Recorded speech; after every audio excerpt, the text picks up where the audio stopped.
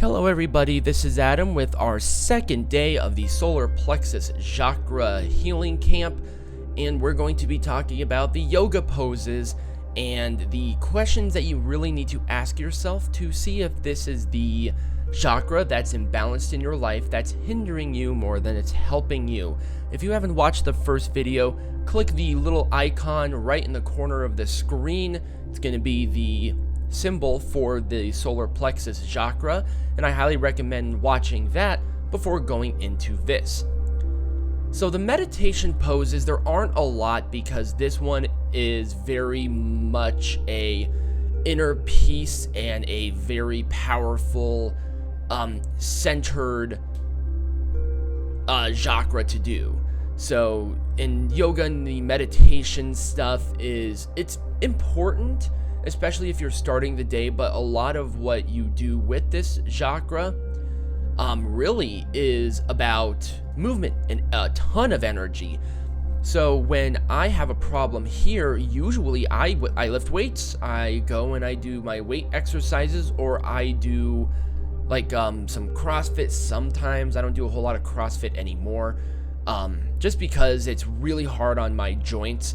But for the most part, a lot of power energy is a great solution to getting your solar plexus chakra imbalanced. So, especially if you're a guy, hit those weights, get that iron going. And sports is also a wonderful thing because there's a lot of energy going through that, and that's a great one because you just feel so much, you feel refreshed. So that's one that's really good. But here are the meditation poses that you can do, or the yoga poses for the most part. Supine breath work is one that's really easy to do, but if you're not flexible, or you have a bad back or something, I don't recommend doing it, but it's a very relaxing one.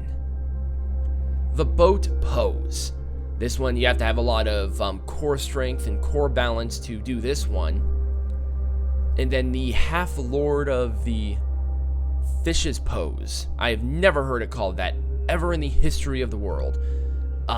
It's just a stretching technique. Personally, I've never really done this, but like I said, the poses for this particular chakra aren't entirely important. If you want to do meditation, use a stone.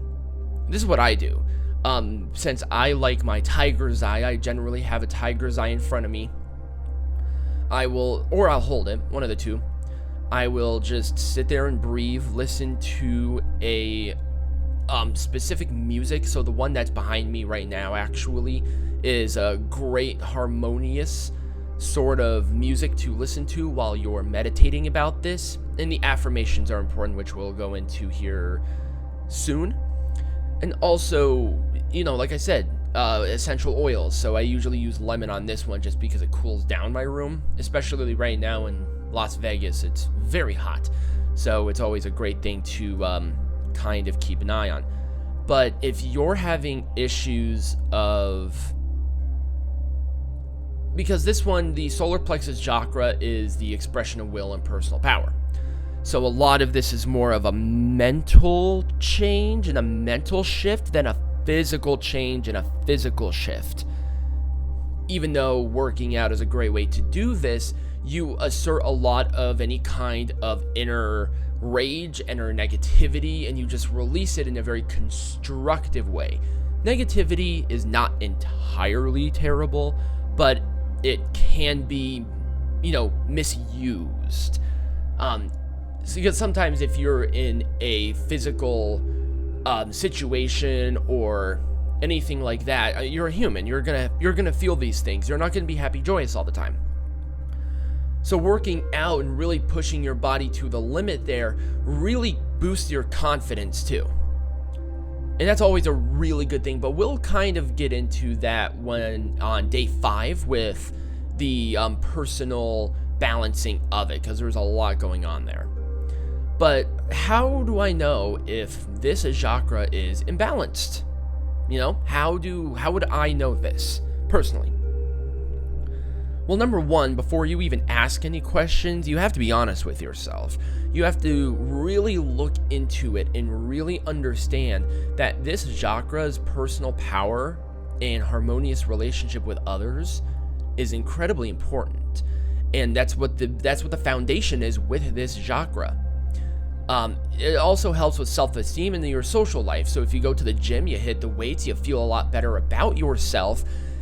You may have more confidence in social situations, you have more confidence in yourself, especially when you're seeing a dramatic difference in your physical body, because a lot of people put a lot of emphasis on your physical body. And it also helps with your health. So, if you have any kind of restrictions, like blood pressure or anything like that, working out is a great way to kind of level that off. You'll feel better about yourself, which means you have a lot more self-esteem and you have a lot more personal power. But also there's control. You have to control that personal power. So when when it's balanced, you may be a little more assertive. You may exert your will in ways that lead to expected results somewhat efficiently, and you have a harmonious relationship with your surroundings. Once again, it's about personal power, personal control, personal assertion. That's what it is. It's personal. So, imbalances. And you really, like I said, you got to be honest with yourself, or ask your friends, ask your parents, ask a loved one, ask your spouse. Do you have excessive control and authority over your environment and people? Do you assert negative? Does sometimes your assertion become negative? Do you, being a father to your children, or a mother to your children, or you have older children in a way, or you are a boss at a company, or you're an entrepreneur, do you exert a lot of really nasty negative energy? And also the negative of that can also be effective. So do you feel helplessness or irresponsibility in your life? Do you think that you're out of the control of everything? This is the problem. Are you obsessed with minute details? Seeing life through a filter of plus and minuses while losing sight of the whole picture? Do you nitpick, essentially? And sometimes it's good. Obviously, if you're an entrepreneur, everything has to be in working order, but there has to be an overall component. You can't just sit there and sit on an ad for an instance. You can't sit there and say, okay, do I have to change this or this or this? Are you that nitpicky? And if you are, it could be a great detriment because you're wasting a lot of time. Are you manipulative? I know that one's a very weird question to ask yourself. Am I manipulative? You may not think so. Well, this is where you would go to a therapist, or you ask a loved one if you think that they would be honest with you. Because sometimes your actions might lead to manipulative characteristics, and it's not good. Being manipulative is not being good. It's not a good thing. Do you lack a sense of direction? Do you lack purpose or ambition?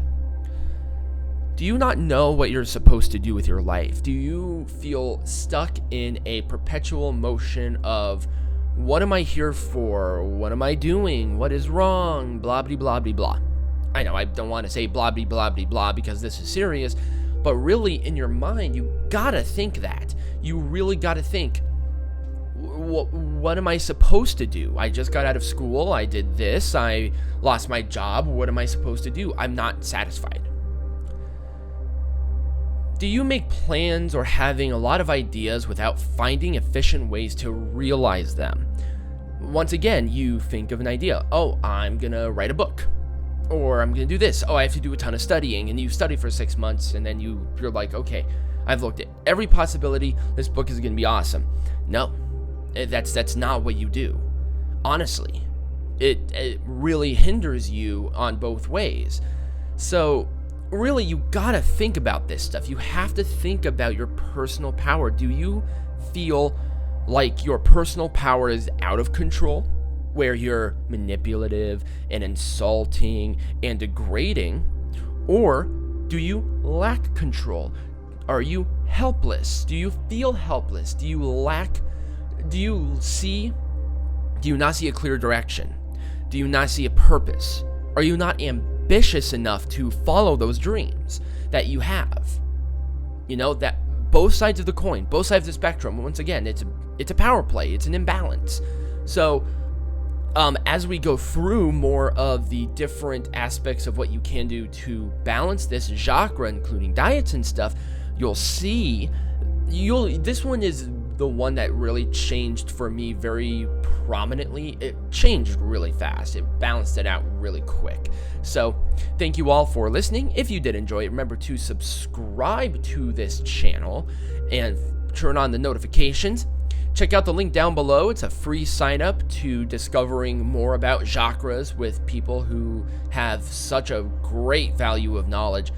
It's great value. I send it directly to your email, and once again 100% free. So thank you all for listening, and I hope you have a wonderful rest of your day.